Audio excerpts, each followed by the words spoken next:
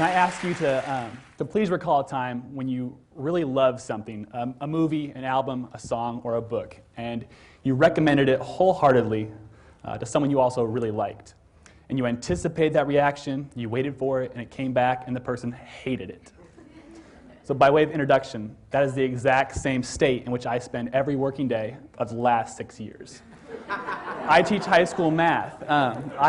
I sell a product to a market that doesn't want it, but is forced by law to buy it. I mean, it's just a losing proposition. The first five symptoms that you're doing math reasoning wrong in your classroom, okay? One is a lack of initiative. Your students don't self-start. You finish your lecture block, and immediately you have 5 hands going up, asking you to re-explain the entire thing at their desks. Students lack perseverance.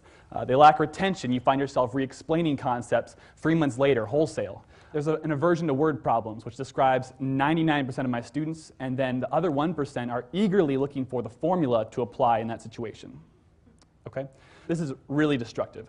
David Milch, a creator of Deadwood and other amazing TV shows, has a really good description for this. He swore off creating contemporary drama, shows set in the present day, because he saw that when people fill their mind with 4 hours a day of, for example, 2.5 Men, no disrespect, it shapes the neural pathways, he said, in such a way that they expect simple problems. He called it an impatience with irresolution. You're impatient with things that don't resolve quickly. You expect sitcom-sized problems that wrap up in 22 minutes, 3 commercial breaks, and a laugh track.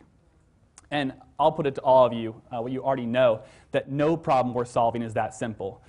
I'm very concerned about this because I'm going to retire in a world that my students will run.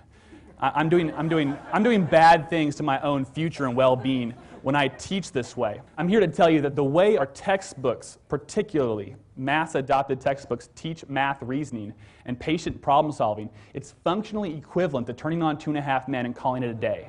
It's a shame. So I can diagnose the problem a little more specifically in math. Here's a really cool problem. I like this. It's about defining steepness and slope using a ski lift. But what you have here is actually 4 separate layers. And I'm curious which of you can see the 4 separate layers, and particularly how when they're compressed together and presented to the student all at once, how that creates this impatient problem solving.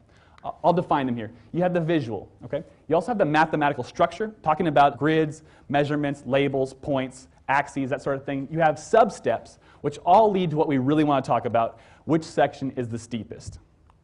So I hope you can see, I really hope you can see how what we're doing here is taking a compelling question, a compelling answer, but we're paving a smooth, straight path from one to the other and congratulating our students for how well they can step over the small cracks in the way. That's all we're doing here. So I want to put to you that if we can separate these in a different way and build them up with students, we can have everything we're looking for in terms of patient problem solving. So right here, I start with the visual, and I immediately ask the question. Which section is the steepest? And this starts conversation because the visual is created in such a way where you can defend 2 answers. So we get people arguing against each other, friend versus friend, in pairs, journaling, whatever. And then eventually we realize it's getting annoying to talk about the skier in the lower left-hand side of the screen or the skier just above the midline. And we realize how great would it be if we just had some A, B, C, and D labels to talk about them more easily. And then as we start to define what does steepness mean, we realize it'd be nice to have some measurements to really narrow it down specifically what that means.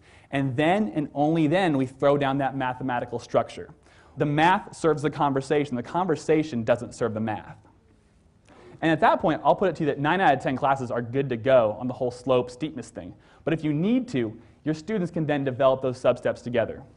Do you guys see how this right here compared to that, which one creates that patient problem solving, that math reasoning? It's been obvious in my practice to me. And I'll yield the floor here for a second to Einstein, who I believe has paid his dues. He talked about the formulation of a problem being so incredibly important. And yet, in my practice, in the US here, we just give problems to students. We don't involve them in the formulation of the problem.